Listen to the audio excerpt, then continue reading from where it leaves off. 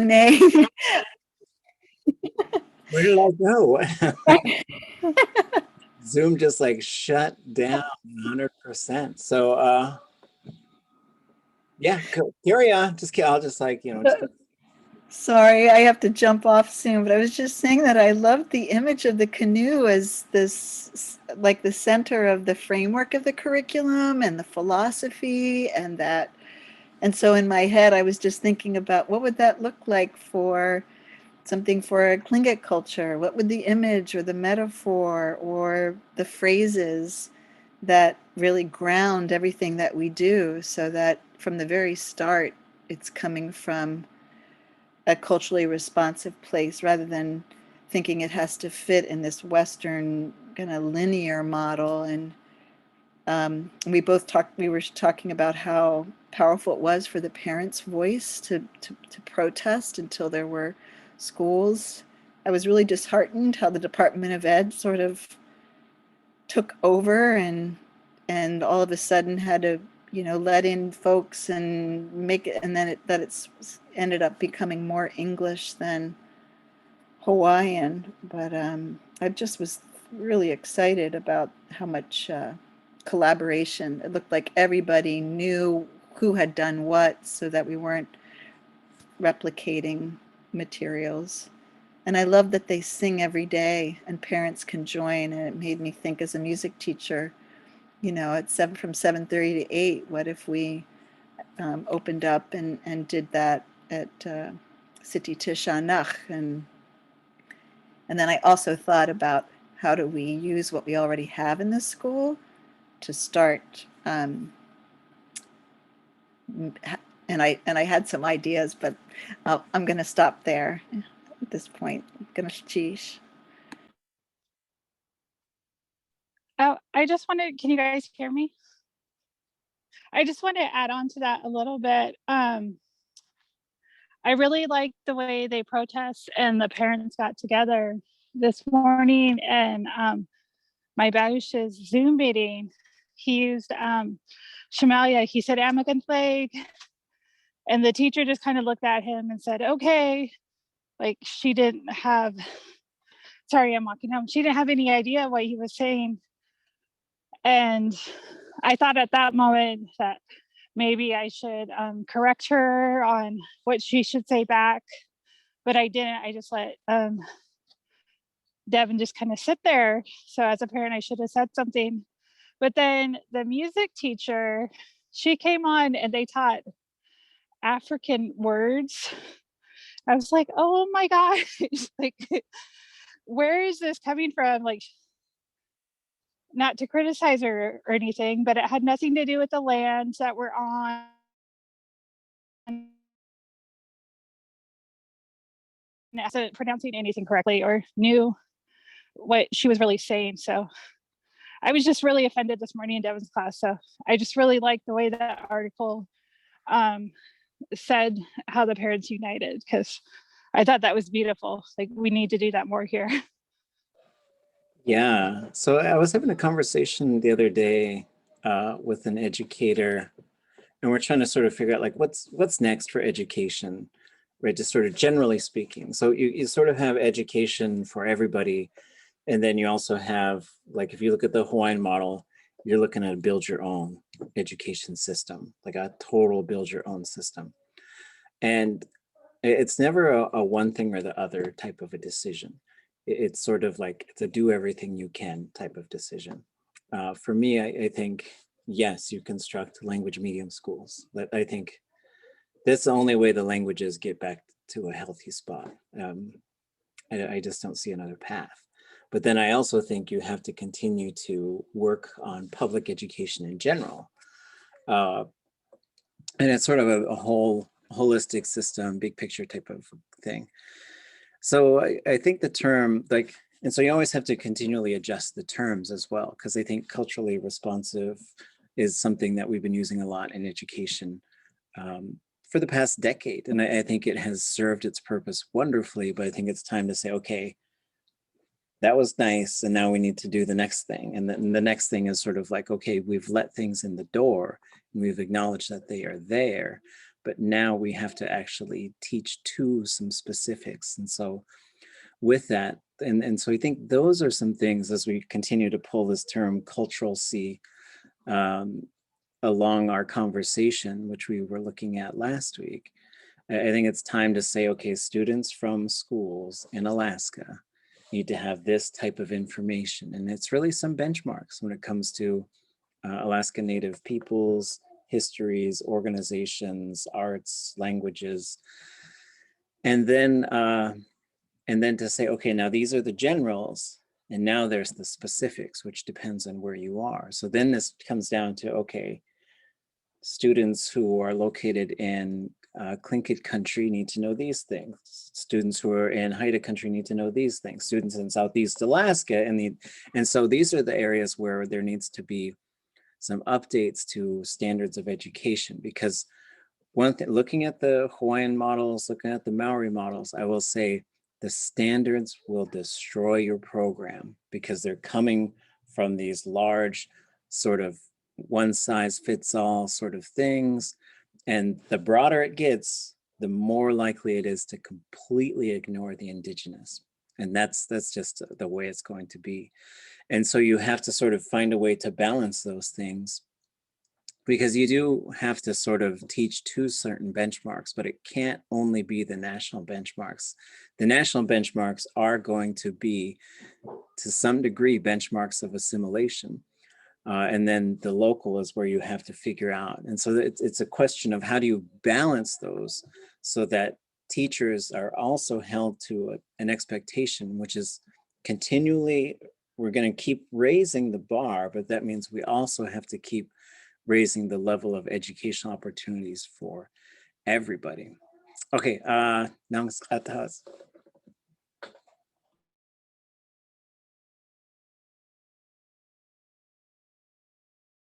Is there a hand up? Do we have something to say? Oh, sorry, I didn't realize I didn't take myself off mute. Yeah, I wanted to echo on what I was saying a moment ago in referring to the reflection of protests, both here in the article and current protests happening in what is now Canada. They have written in the article here, Hawaiian language immersion program sites too often have had conflicts erupting within parent groups and with the school administration relative to the program and its goals. And I think that kind of is a nice thing to also bring up after what you said about the goals for the program. I think that's how you were wording it a moment ago. Yeah, this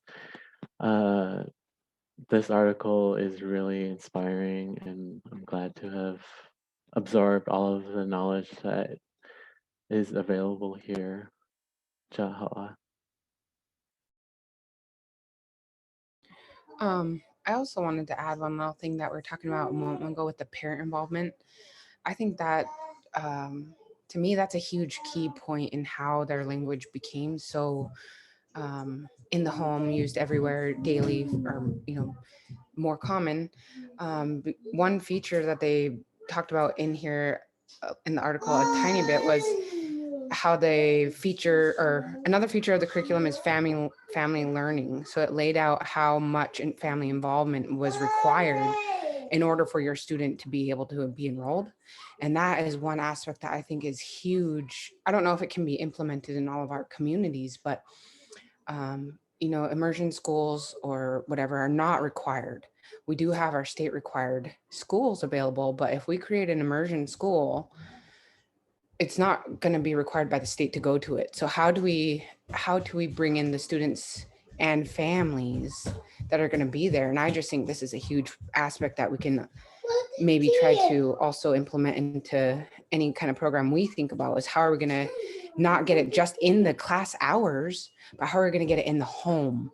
And part of that was getting the parents to have 8 hours of their in-kind service, or attendance of at least one member for at least 1 hour a week. There's little things we could do that bring it into the home and not just in the classroom hours. Hi. So if we could pause for a second, I'm going to pause the recording, and then I'm going to share what you would. Okay, so other thoughts on, we're just gonna talk about what they've done in Hawaii. I'll give you my perspective. There's certainly some context that I have that I'm happy to share. We're gonna invite some folks here. I'm not sure who'll be able to make it, but I'm gonna try and get someone to come next week and hang out with us a little bit. There's also coming up in a couple of weeks, and I'm gonna find out if I can get us access. I'm gonna try and get us access to a conference over there. And what we'll probably do is just maybe just cancel 1 week of classes in lieu of attending as many. It's a virtual conference, right? So you can probably just sign on. We're gonna try and get us access. Every 2 years, Hawaii, the University of Hawaii, which is made up of 2 main campuses, Manoa and Hilo. Those two, and Manoa is in Honolulu and Hilo's in Hilo. But basically every 2 years, they host a conference called the International Conference on Language Documentation and Conservation, or ICLDC. And usually you would go to Honolulu, and then there would be a series of presentations, and maybe you'll make a presentation. And we'll talk this class as well about academic presentations. Like, just make sure you're ready for your 20 minutes of solid presentations. Because I've been to a few presentations where, some people cook them up the night before, and that's totally fine. But, I've been to a few where I thought, did you prepare anything? They just like showed us like 2 memes, and they're like, well, we're not really sure what else to do. I was like, I'm here for 20 minutes, come on. But some of them are panels and some of them are sort of like presentations. And so some of the things that we have yet to cover in here is like different methods of producing materials, documenting a language, translating and transcribing language. And we've got plenty of time, and we're going to talk about that kind of stuff. But I thought we'd spend today just sort of talking about some of the big picture programmatic type of stuff, like how do you build these things? How do you keep it going? How do you, what processes did they basically follow over there? But basically, so you'd spend, I think it was 2 or 3 days. It was a fairly long conference. I think you spent 2 days in Honolulu, maybe 3. And then you go to Hilo for the last day, which is an optional component usually. So, fly there, Honolulu, and fly over to Hilo. And then in Hilo, you split your time between Haleʻōlelo, which is a language house, and that's where the College of Hawaiian Language lives. And then over at the Aha Pūnana Leo and Nāwahī site, which is just outside of Hilo in the neighboring town. And so we're gonna try and do those. And I've been invited to sit on a panel over there. I'm really excited. I'd love to be there, but I'm not traveling anywhere for a while. But once we could travel again, I'll start planting the seed. I was like, hey, people with money, send us over here, because it's not just going out and hang out on the beach. Like, there's a lot of people who talked about my time over there. Like, what'd you do? I was like, I sat in a building for 12 hours a day and studied. I did a crash course in Hawaiian. I think we studied Hawaiian 12 hours a day for about 3 to 4 straight weeks. And we were pretty good. Like, we could pretty much speak Hawaiian to our teacher. I remember bits and pieces, I could probably manufacture some sentences, but if I had stayed there, I could probably speak Hawaiian by now. But thoughts, questions, ideas? Yeah, I in doing this reading, I mean, you've mentioned their programs over there several times, and I couldn't help but think of, in reading all the challenges that they have, and how much further down the road they are with language revitalization, and how there are a lot of measures of success in for these programs, but yet at the same time, it's like they've pushed the boulder up the hill and it keeps coming down as a bunch of smaller rocks to then gather in. It's just this constant fight. And that's with, like you've mentioned before, just with one language, with one, versus, you know, where our situation up here where we have so many, that to take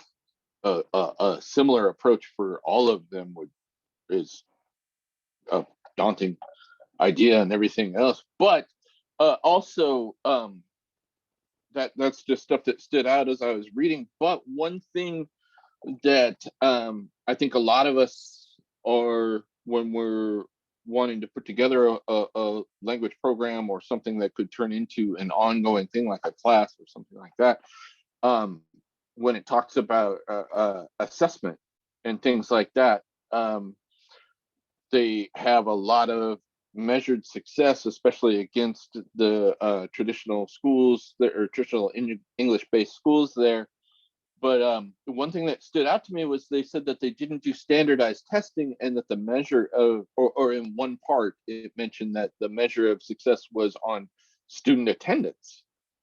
And I thought that was a real interesting, and it didn't, I don't really have a question as much as like, that's, I didn't even realize that that could be a possibility for a way of, for a measure of success, versus standardized testing. So that's, yeah, just a really interesting area of the reading for me, for sure. Right. I see a couple of hands up. Go ahead. So I was sitting in on that, there's like a TCLL parents conference thing I found out about like after it started, and they were talking about like an optional test for parents to take for their students, and they weren't really sure. They wanted to change how it was, and you know, there's obviously there's parents in there who aren't Tlingit, and their kids, you know, they aren't either, but they're still there, and they wanted to do, you know, a test to like for the entrance. And just like, you know, down here through the reading, like, I mean, I think that should be a big part of it is, you know, it's Tlingit language, first two words in the name, like Tlingit language, literacy and culture. And there should be something to where like, that's what you're learning. That's what you want to learn. I mean, that's what the entrance to get in should be, something along those lines, I think. Okay, Jeez. Yeah, so let's talk. I see another hand up. Did you have another thought? I want to share with you all how I see that other reading we read before about the Maori and their language revitalization walks hand in hand with this one we're speaking of now, because of this following sentence in the section of, what's it called? Revitalization difficulties with standard public schools. This reads, hold on one second. The sites with the greatest student achievement are those with the strongest Hawaiian language orientation and Hawaiian language fluency and literacy skills among teachers, a situation that parallels the New Zealand Maori medium education. And I also want to share how this allows me to see that we're following them, although the you know, they are further along in this road of language revitalization. I have good faith in us because in our practicum class, you know, we're shadowing language teachers' classrooms and having a feel with how that's going to be, because that's where we're going to be one day. Chaha'a.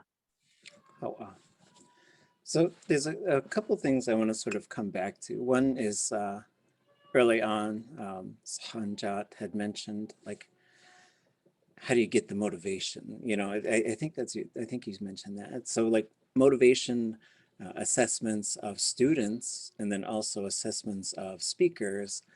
And so I want to talk about those things for a moment here. So one of the things that I did see in an awful lot of, because they also showed us a bunch of archival footage, like of videos they made while this was going on, and news ideas that were going on, and just one of the things that I think that they had that I want us to figure out how to replicate is that the people, I think, saw no other future than the one that contained a vibrant Hawaiian language. So the level of protesting that you see over there was really amazing. So there's pictures of just like a whole lawn full of parents protesting at the Department of Education in Hawaii to have this go through. And the parents were really the drivers of a lot of things. And I'm not saying that we don't have motivated people, but I'm just saying what I saw over there was like a determination of a very large group of people who said, we're going to see this through, and there's going to be no other option than success. So in terms of like getting commitment from family members to also bring the language home, has probably been mixed success. There's probably very few households that speak Hawaiian regularly in their homes, despite the fact that there's 10,000 speakers now, and there's 3,000 students who are learning or using Hawaiian at any given moment that school's in session. But still, they have created this, the institution serves as one of the homes for the language. And I think that's something we're going to have to figure out. So what I would envision would be some large sort of school in Juneau, perhaps, that maybe takes care of kids from junior high through graduation, and maybe has all three languages living on the campus. And then you would have basically a K through 6 language medium program, probably in Metlakatla, probably in Heidelberg, and probably also in Juneau. But it could be something else too. It could be the K through 12 in each of those areas, but we're going to have to link them together, because we're just going to have to link arms and figure out how to do this with all 3 languages, just so we can just build the level of resources needed to be successful. So coming back, like, standards is something you're going to have to figure out how to deal with as well. So in Hawaii, they said, okay, here's the standards, you know, it's No Child Left Behind, and we've got these educational standards, and the kids need to be able to pass these things, and we're going to judge your school depending on how competent they are in English. And so they said no. And then they protested that. And then the US Department of Education said, well, you have to. And they said no. And then they pointed out, they said, well, there's schools in Puerto Rico that can do their testing in Spanish, so we should be able to do whatever we want in our language. And they said, okay, fine. You can translate the standards of education and these standardized tests into Hawaiian, and then you can give them the test in Hawaiian. And they said, no, we're not giving them standardized testing. And the Department of Education said, we will withhold all of the education funding for the entire state of Hawaii if you do not comply. And now everybody, a bunch of people mad. Some people left the program. It probably fractured their program a little bit, but they held fast. And to this day, they do not do standardized testing. They don't translate the test. They don't give the test. So it is possible. It is also possible in Alaska to not send your kids to school. You could say, I'll do it myself. And you could do it without any, if you didn't take any funding from anybody, you could just do it yourself. But you know, you have to be in a financially privileged position to do that. But as we sort of go forward and develop medium schools, I think that's the key. That's really what we're talking about when we look at Hawaii and Maori, is medium schools. That means the language is not taught. The language is what is used to teach the kids about everything. And so that, what they said is that is when they transitioned from never fully making speakers. Like everybody's just stuck at intermediate to boom, now they've got speakers because everybody's got to teach in the language. And that means you got to tell them where the water goes and you got to tell them about everything. Like I saw them dissect the fish and stuff and then do it all in Hawaiian. It was fabulous. Okay, thoughts? Now I got a couple of I wanted to follow up with your discussion on medium schools in the accomplishments of the Pūnana language nests. A few paragraphs in, they have written, in spite of the Pūnana rejection of blood quantum, income, and even race as determining enrollment in its programs, over 90% of students in its programs are of Hawaiian ancestry, with perceptually a higher average blood quantum than the Native Hawaiian as a whole, and a high enrollment of those with low incomes. I really enjoy how accessible this is. It draws me an awe feeling because one day we will, have that kind of lifestyle and have our languages, this accessible to our following generations. I can't say enough how inspiring this article is. I really am interested in learning this. Ja'a. Hokiunsk. Oh, yeah, a couple of things. When in the in something else that I had in a parent teacher conference with my child in third grade, a teacher mentioned an interesting point in the development where he said it's exciting because it's the point where they stop learning to read and start reading to learn, and that kind of touches on a big factor in these schools and the shift behind it. And I think that's awesome. But also too, when you talked about doing perhaps a medium school that would contain all three languages and kind of linking arms in this going forward, I think that can also give us a little bit of advantage when it comes to building vocabulary in these languages around where there isn't. And we've talked a lot about with art in particular, ovoid and stuff like that being a academic term and not our words for that. So when the formulation of those words and those ideas that how those words are formed go forward, whether it's the concept of how you figure out how you want to say the word for the vocabulary, or whether it would be almost a trade language in effect of a common language for certain things. I think it could be really advantageous to have those things developing in, if not under the same roof, in proximity and kind of working together in communication. I am. So I put a couple of links in the chats going back to that Google link. That's the dissertation that I wrote while I was in Hawaii. In case you want to, I'm going to show you a couple of things just about fluency and a couple other concepts. But then the next link is wehewehe.org, which is the online Hawaiian dictionary. So one thing that we're going to need is lexicon committees, is basically what they're called, which is new word groups. And so the language is going to have to develop a whole bunch of new vocabulary. And here's the thing. Here's probably for me, thing number one is people are going to say you're doing it wrong. And people are going to say you're ruining the language. And people are going to say you're doing college blank, college Tlingit, college Haida, college Tsimshian, right? And so one of the things that we want to sort of just do is just work through that stuff.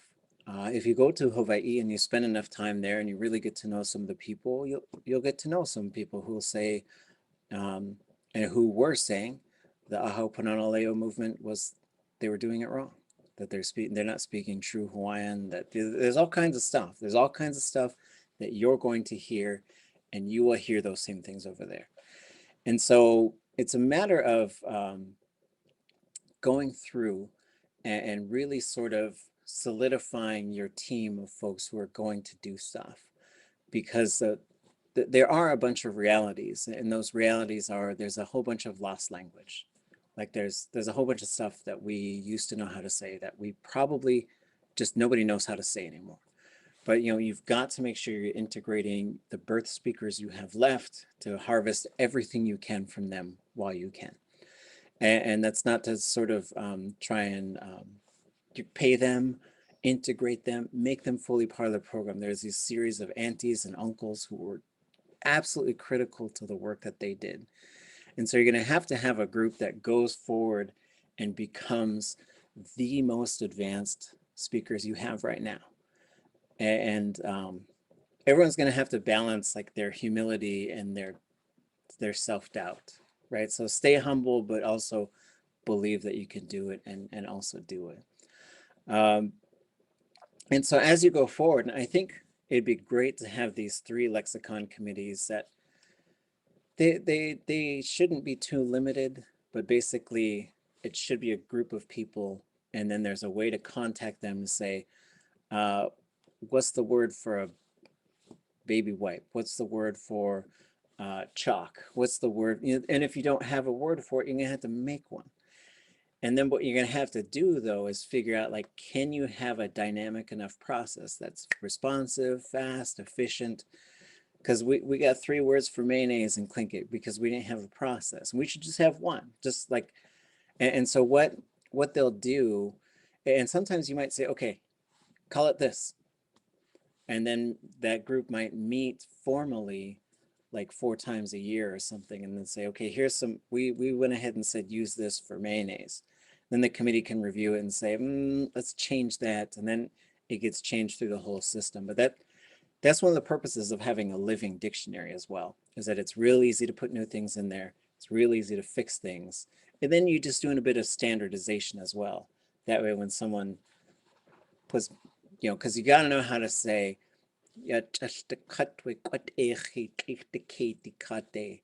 put all of the mayonnaise in the garbage. So you got to know how to say stuff like that. But that way people know what that, because they're going to hear a new word and they'll be like, okay, I understood, but what's this new word? And then they're going to need English to, what's this thing? Oh, mayonnaise, right? So, so that's that's going to have to be part of the process. But that means you have a living, breathing language, because every language has groups of people who do this same thing. We never said unfriend like 10 years ago. And you didn't say that. Like, yeah, I had to unfriend Bob, right? That's a new thing. So every language goes through changes, but then you also have to make sure that you are doing the depth of the language justice, right? And then, yeah, you got to work through the negativity, right? Because there's a bunch of people too that they said they were hating on us, something fierce, and we just ignored it and kept working. And now they stand up and they'll be like, I believed in them from the beginning, right? And they're like, okay, fine, whatever, right? So just know that, right? And also get yourself ready. So be ready for there's a bunch of lateral violence that comes. There's a bunch of, I don't know what to call it. I was like, okay, so let's say like a non-native person becomes an expert and then they start being abusive to you. Like, is that diagonal violence? I don't, so all that stuff is going to be a part of it. But I think you got to have a core group of people who are committed above all to making sure that the dream becomes the reality. And that means having some hard conversations, right? And that means having some closed door conversations as well, so it doesn't contribute out to team building, because sometimes there's like, are you this team or that team, whatever the vampire things were, and you got to avoid that kind of stuff, the clique behavior, and then also just I think, yeah, when we look at oppression and we look at communities trying to emerge from genocide, it's always easy to not do the work, right? And I don't know why, but I think it's easier to tear each other apart than it is to really do the work necessary to construct something that totally just says there's no other possibility but for the language to come back to life and everyday use. Other thoughts?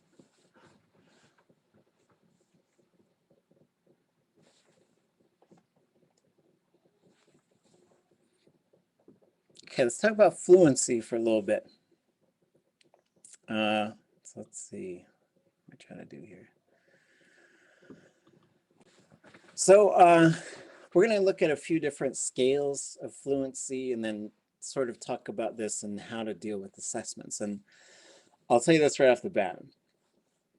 The way you assess adults is going to be different than the way you assess kids, especially if the kids are really learning fast. And if you really put them into, if, you know, what they say about the aha Pūnana leos, they said, you know, we're not trying to brag here, but if you just took any kid who was, especially if they're under 5 years old, and you just dropped them in the aha Pūnana leo, in 3 months, they'll be speaking fluent Hawaiian.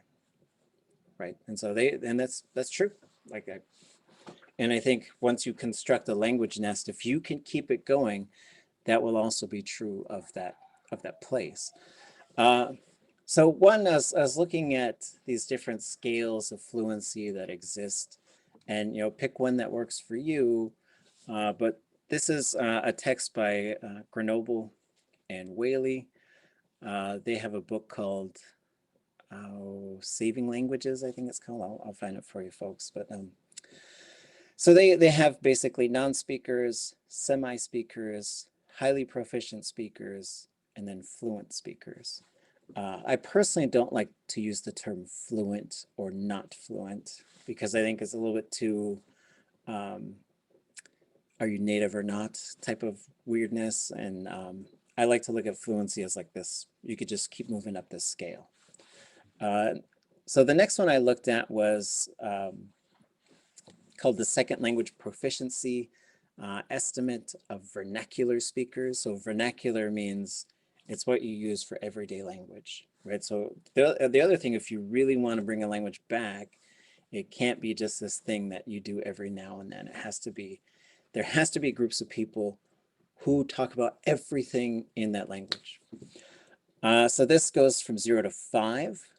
Unable to function, oral production is limited to isolated words, really can't communicate. Going up to satisfy courtesy requirements, so you can say hi and thank you, and do very simple face-to-face conversations. How are you? Good. How's the weather? Rainy, blah, blah, blah, right? Then up to routinely social demands, so being able to sort of do some, being able to function according to the culture in the language, right? In the language. Then up to 3, able to speak the language with sufficient structural accuracy and vocabulary. So now you can start really using the language to talk about wants and needs and stuff. 4, able to use the language fluently and accurately on all levels. So here you can start moving into, usually at this point, you're talking about like moving around in time, speculating, using your imagination in the language. And then 5, you're basically at the level of a native speaker. You could do pretty much everything in the language. And so this has a lot more detail in the text. We're just kind of going over. So here's Rubin is another scholar. So here's, these ones go from E to A, from passive, symbolic, functional, fluent, creative. So again, here, like you can understand some stuff, and then able to use some common sentences, but really can't do stuff on your own. Then you're able to do some basic stuff. Then you're coming up to, you know, for me, this is when you don't have to translate it either direction, right? From English to the language or from the language to English. Like you can just really just be in the language.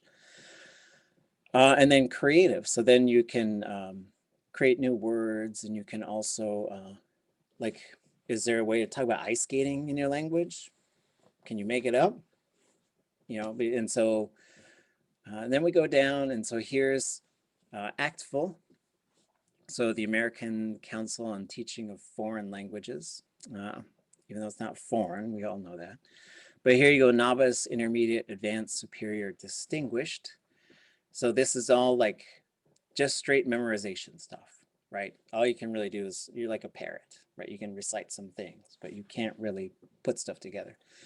But now you can ask some questions. You could sort of start to pose some things and handle a simple situation in the language. Now we go to advanced, and you could do all time frames and situations. Superior, you can do opinion, right? Could you have some sort of debate, like in your language? Could you break up into teams and be pro pineapple on pizza, and then be like the group that says, no, that's ridiculous, you cannot have pineapple on pizza, because you can't. But you know, so could you do that? Could you have those sort of opinion-based debates in the language? Could you hypothesize? Could you talk about abstract concepts? Could you talk about the spirit world? Could you talk about what happens to people when they see killer whales underwater and they take their skin off? Could you do all that stuff in the language? And then distinguish is like the highest category, right? Like, and for your language, you need to know basically how many of these do you got. I think for Tlingit, there's maybe 3 or 4 left who could really do this stuff, which is everything in the language, right? So I kind of took this stuff, and then I just created a scale for Tlingit, adapting the ACTFL scale, which I thought was the most useful scale, just sort of examining them. And so from here, I sort of created this table of beginners, and then intermediate, and then advanced. And so then within each, you've got low, intermediate, and high. And then I kind of developed this interview system based on what I saw with Mohawk. It's still in development, but basically I sit down with someone for an hour, and I could have a pretty good idea, although once we get into advanced, it's really hard to measure people beyond that. We just know that they're beyond the current systems of measuring, and there's not too many people who have gotten there yet. But that's sort of one of the things that I looked at. And then the other thing was just sort of taking an estimate. And this is a total just guess based on like research that's out there. How long does it take people to learn a language? And so basically I found some research that was looking at this and in terms of like grouping languages by how complicated they are. And I'm arguing for like a 4th group. I can't remember how many there were, it was a while ago. But I think indigenous languages usually need to be in their own category, because even if Korean is very complicated, you could go places where there are just lots of speakers of the language, right? And that helps, is to be surrounded by the language and surrounded by materials in the language. And to have like, there's no place that exists where if you don't speak Haida or Tlingit or Tsimshian that you can't function. It just doesn't exist, right? And so in the absence of that, it does become more challenging. And so, but what I did is sort of estimated how many hours I think it takes a person to get there on average. And so I think you're looking at about 6,000 hours of time totally spent in the language. And then I sort of made this chart and said, if you did it for 2 hours a day, I think it'd take you about 12 years to get there. If you could do it, and this is every day of the week, you don't even get weekends off, right? I'm just trying to do just making up the math as I go. 4 hours a day, about 6 years, 8 hours a day, probably 3 years. And so like, what do we do? And again, these are just sort of starting points to have these discussions. Because the other thing is if the language is always going back to the beginning, right? And this is one of the ways we stay comfortable, is we don't push ourselves as a community to go into the deep waters. We're always just toe tapping at the beginning level. And so we'll just keep rehashing the same type of stuff, because then I don't think we have to, because what's going to happen is you've been studying this language for 10 years, and then you're going to encounter stuff that you just have no idea how to say that and how it works, because the languages are complicated and it's deep waters, and we don't use the language on a day-to-day basis. So there's a whole bunch of stuff that, you know, it can be discouraging, because you're like, I didn't even realize that I had to know how to say that thing, right? And you're going to run into that stuff all the time. Other thoughts? Okay, amen. So I have to wind this thing down. I thought about this when I was trying to translate for you at the intermediate Tlingit dialogue about civil rights. And I was like, oh no, if I try to translate, then everyone's going to see that I only understand about a third of everything he says. And I think we all kind of go through that as like learners, is like at some point people are going to know how much you know and how good you are. And I think I have a little bit of a privilege not being Tlingit or not being of this local culture, because I don't have my sense of native identity tied to the language. It's just like I understand my role. I'm comfortable with my role as like a student on the land. But I do think that, you know, there's like a fear to overcome. But for me, going through that, it felt so good to be on the other side and be like, oh, cool, I got that out of the way. Now people, like, I did this. It's kind of like a crippling fear. And then once you overcome it, for me anyway, I was like, it really wasn't that bad, and it was kind of exhilarating. So I like the testing and the leveling and like the fluency, because it also helps us learn like where we are in our responsibility to help others along. You know, it's like, if I can do something someone else doesn't know how to do, now I can help them along. So yeah, I like it. And I think also you're lighting the path, and you're not saying this is the only way. You're saying, okay, here's where you are, here's what you work on next. Learn how to do this stuff, then this stuff, then this stuff. And it is, I think there's always a pushback to, like, here's how people will push back sometimes against doing the work. And I'm not trying to offend anybody, but they'll say, hey, this is too Western. Why has this got to be so Western, right? If you go to Hawaii and you look at their school, like, it's a school. It is 100% a school. And so, but sometimes we can get a little bit, it's a little off-putting to see, like, could your language function in a school? Could a school function in your language, right? Because I think it's so far from the reality that we know that sometimes it's jarring, right? And then there's also, the language has to go through this massive shift. It's a massive shift to talk about, like, using our languages on a day-to-day basis to talk about everything. And so I think sometimes we find all kinds of ways to push back on that idea.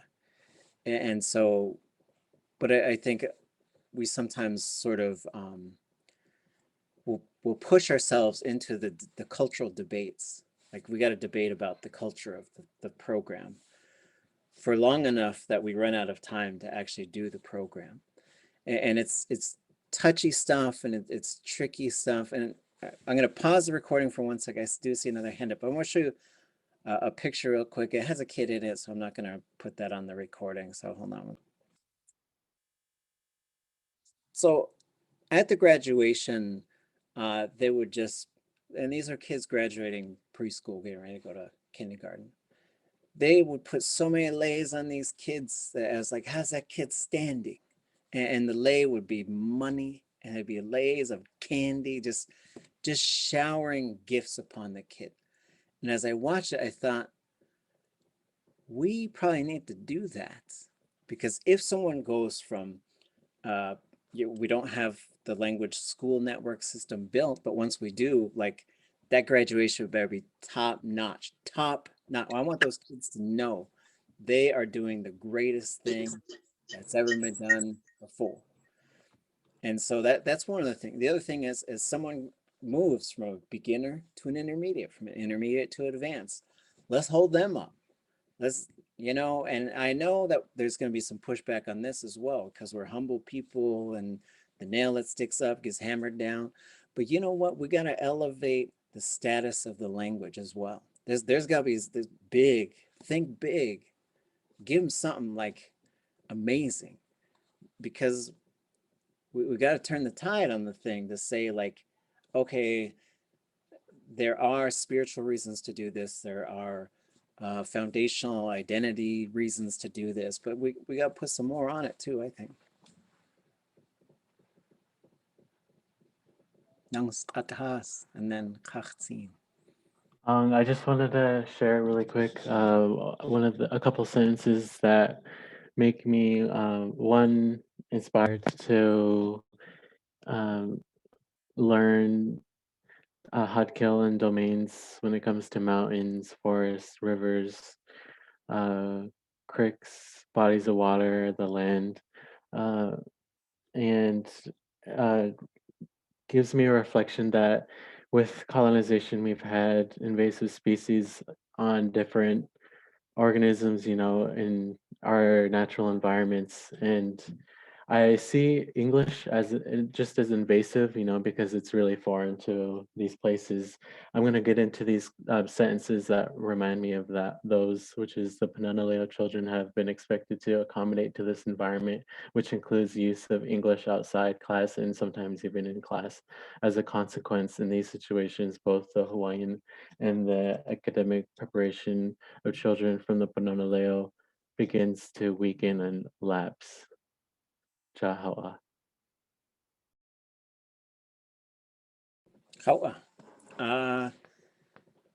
Yes, the word for thank you is mahalo. I don't know if that answers your question from earlier in the chat. Kachtzin. Yeah, I was gonna bring up last semester in Ida's class, we were talking about the same kind of thing, like when people graduate, you know, from one grade to the next, or like the Hayukatangi Day or Hayukatangi Kuri kids, when they graduate, they got all kinds of gifts. And people, you know, like yourself, who dedicated your life pretty much to teaching this language. I mean, a long time ago, they would be given things, you know, Anyadi, or the noble people, would be given things like a Shadakuch, Nachain, things like that to show that they're, you know, actually doing something. And Anyadi Hasidat Klingit Aniyik way Kune. And so many other teachers, like this, literally like the example for everybody to push harder, you know, and like how are we all going to work together eventually when it's like so many barriers, like I mentioned in the comments too, there's like so many barriers to get through just to do anything. It's hard. Yep. Mahalo. So we'll close on this. I know that this could be pretty emotional content sometimes, like especially when you really start to look at it. I just look at these little babies just talking, and I'd be like, just crying, you know. And so, but it's good tears, right? It's good tears. And so we'll spend another week looking at this. We got 5 presentations on Wednesday. So Wednesday we're just gonna have to just jump right in to it. And then yeah, let's go to Hawaii. Let's get people to fund us and to go there, because it's magical and it's fun. It's Hawaii. I'll show you folks all the good places to eat. But years ago I was in Skagway, I was in Skagway, and I just got invited to this meeting, and it was hosted by the National Park Service, and they're talking about invasive plants. And they said, you know, we really got to do something, because these plants come in and they're invasive, and they make it really hard for the native plants. They just take all the soil, they take all the nutrients, and we got to dig them up, and we got to get them out so that the native plants can survive. And so that this was going on for a long time. They said it in quite a few different ways. So like I raised my hand, you know, Skagway doesn't have a lot of native people, and I said, as the only native person in this room, I just gotta say I'm really loving this conversation. And everybody got like kind of uncomfortable. They also laughed, you know. And so I'm not trying to drive anybody out, but I'm just trying to say, like, what's at stake here with our languages is immeasurable and irreplaceable. So these, as we talk about these things, these dreams we want to make into realities, we're the ones who have to create this world where there's no alternative. There's no other way than for these things to happen. And it's going to take a level of dedication that in some ways hasn't fully manifested yet. And so for those things, you're going to have to move beyond, like, does this contribute to the movement, or is this just somebody contributing to trying to tear each other down? And you're going to have to move away from the tearing each other down conversations pretty actively.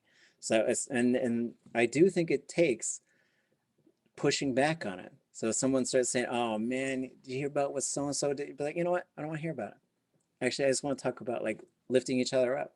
Can we do more of that and less of the other thing? And we're going to have to create some of these culture shifts, both within those who are, and there's a small circle of people who are going to do this with the language.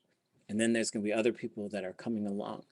But you're going to have to build it, and you have to push through all that ugliness of lateral violence, lateral oppression, which are real things. They're real things. They're hurtful things. There's people out there who, for whatever reason, probably most likely to do with their own pain and unresolved issues, choose to try and tear things down.